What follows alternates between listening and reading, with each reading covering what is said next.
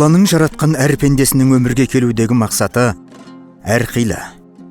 Біреулер аққан жұлдыздай жылт етіп сөнеді, бірақ соңында өлмес із қалады. Енді біреулер жақсы, ұлағатты ата-ана ретінде ұрпақтарының жадында сақталады. Бәлкім олардың өмірге келудегі мақсаты да ұл қыздарын қанаттыға қақтырмай, тұмсықтыға соқтырмай өсіру болса керек. Ғұмырын ұрпағының бақыты үшін арнаған асыл жан Күлзипа Анабек қызын бүгінде ұл қыздары, асыл жары, немере шөберелері сағынышпен еске алады. Омарова Күлзипа Анабек қызы 1946 жылы Талас ауданы Үшарал ауылында 10 қазан күні дүниеге келген. Әкесі Омаров Анабек Ұлы Отан соғысының ардагері, атақты республикаға белгілі Талас Қаракөл қой совхозында партия ұйымының хатшысы болып, бірнеше жыл қызмет атқарған. Анасы Солтан Мұратова Фатима кітапхана меңгерушісі болып істеген, өнегелі отбасында тәрбие алған. Ауылда соғыс кезінде келген неміс, грек халықтары көп болғандықтан, орыс және қазақ мектептері болған. Күлзипа орыс мектебінде оқып, кейін 8-10 кластарды Жамбыл қаласында, вокзалдың қасында орналасқан нөмірі 16 мектепте оқыды.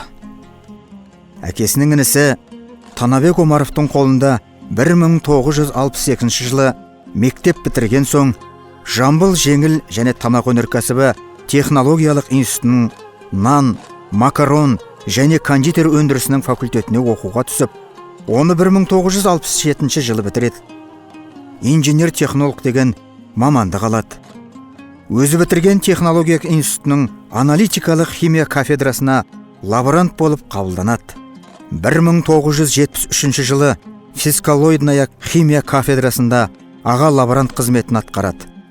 1977 жылы осы кафедраның лабораториясының меңгерушісі болып ауысады. 1991 жылдан 1997 жылға дейін аға ғылыми қызметкер, 1997 жылдан зейнетке шыққанға дейін Тараз нан акционерлік қоғамында қызмет атқарды.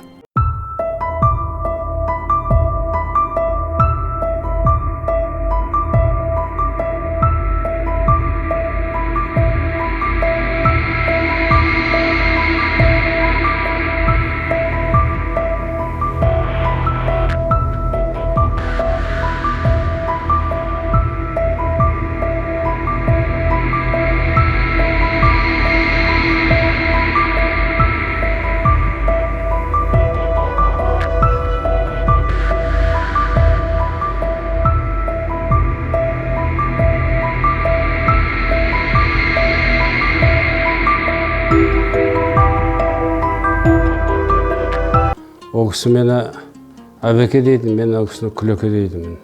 Екеуміз осындай жақсы қарым-қатынаста болдық. Қазақтың мақалы бар, алғаны жақсы жігіттің әрқашан ісін оңдайды, алғаны жаман жігіттің ісінің сәті болмайды деген. Тағы да айтады, ақылды әйел ерінің атын шығарады дейді. Мысалға мынау менің жарым Күлзипа шынында да атымды шығарды. Ол өте кішіпейіл, мейірімді болды.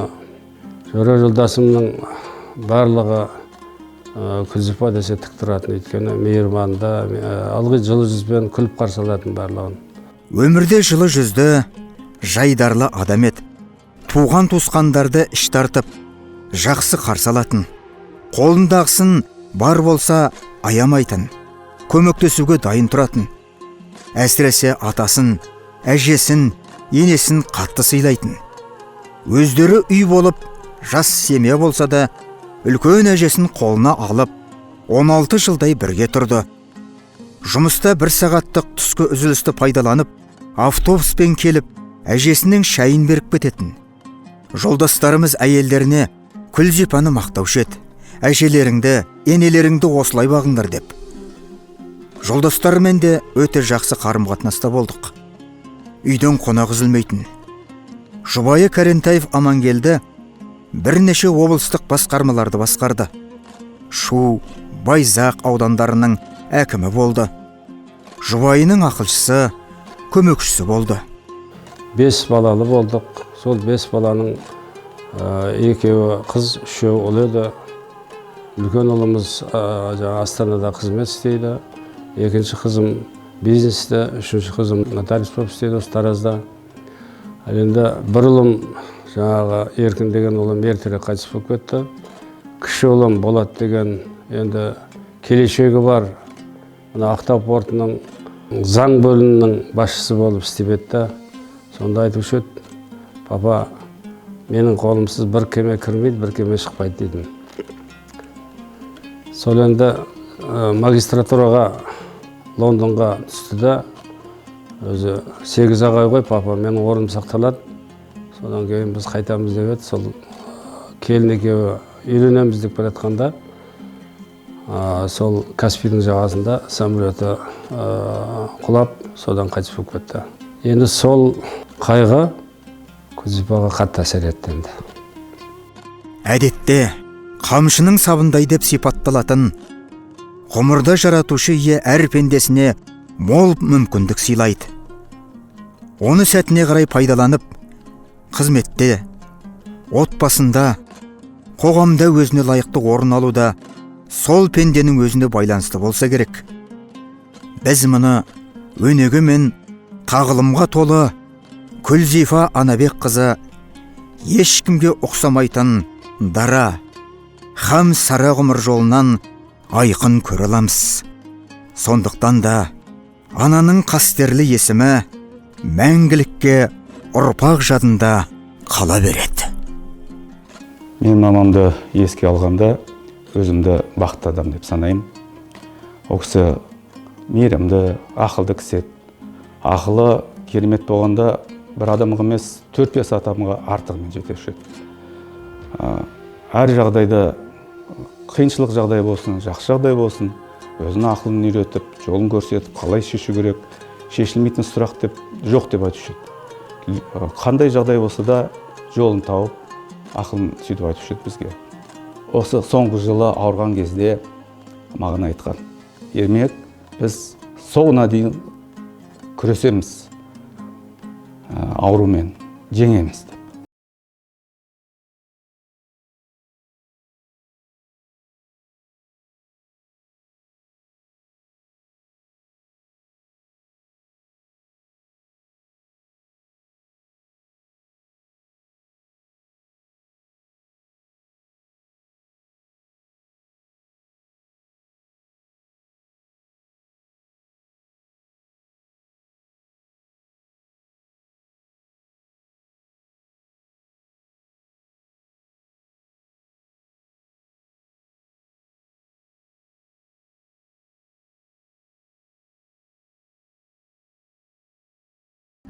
Күлзипа әпкеміз, біздің атамыз Анабек пен апамыз Фатиманың отбасында дүниеге келген бірінші перзенті, тұңғыштары.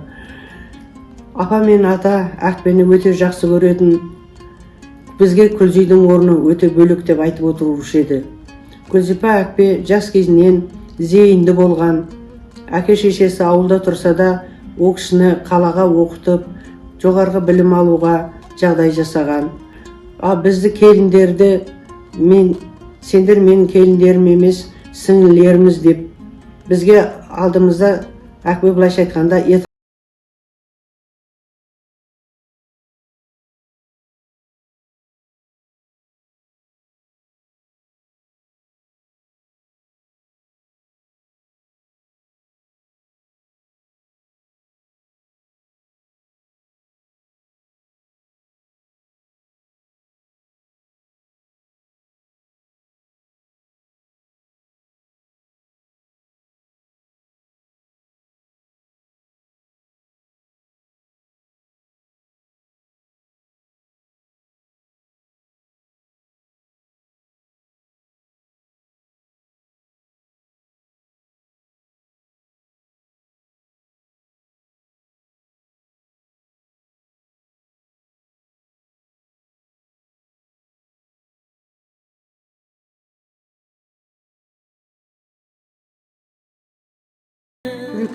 екеуміз бір факультетте оқып, бір бөлмеде бір төсекте жатқан маған өте қымбат досым, сырласым еді.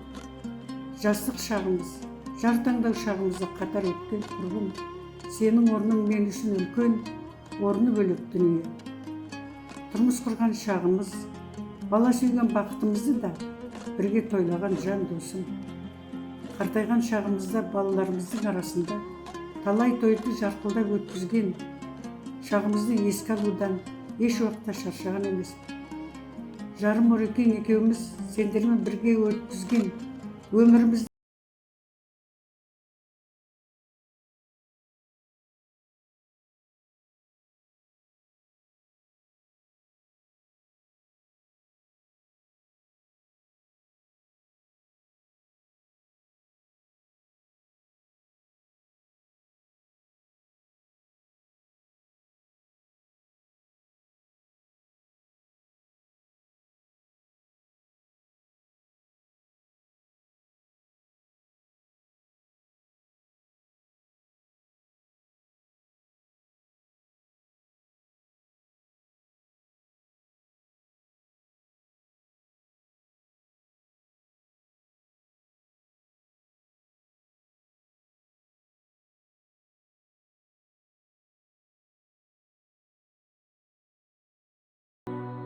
Вот когда я прихожу сюда домой, у меня такое ощущение, что сейчас она выйдет, вот она во дворе, вот она сидит на скамеечке.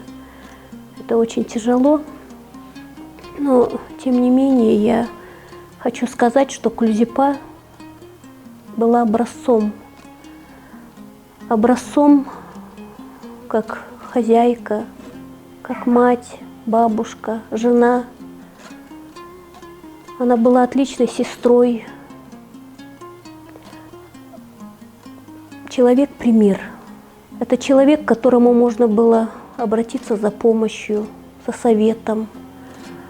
Вот, она могла дать дельный совет, и все это спокойно, ненавязчиво. Вот, и все это по делу. Всегда ее вспоминаю улыбающейся. Я никогда ее не видела хмурой, рассерженной. Она всегда улыбалась, всегда ровным, спокойным голосом что-то говорила. Вот этот образ, он до сих пор передо мной, и он всегда будет в моей памяти.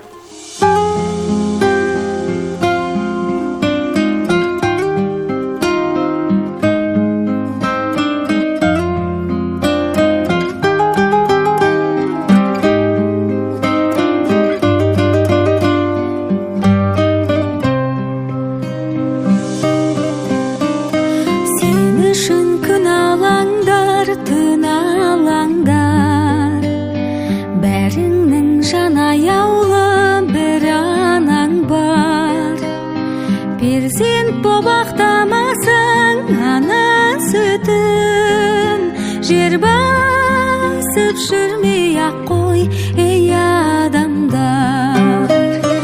Анамның ақ жаулығы әппақ-әппақ, айналдым пейіліңнен қардан әппақ.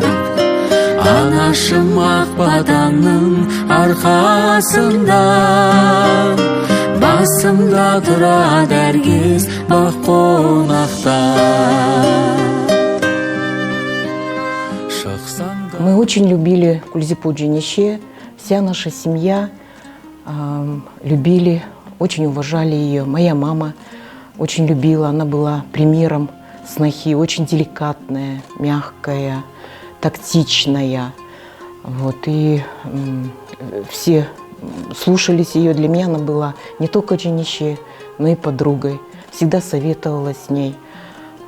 И на всей протяжении всей жизни она всегда была образцом, примером вот, снохи, подруги, сестры.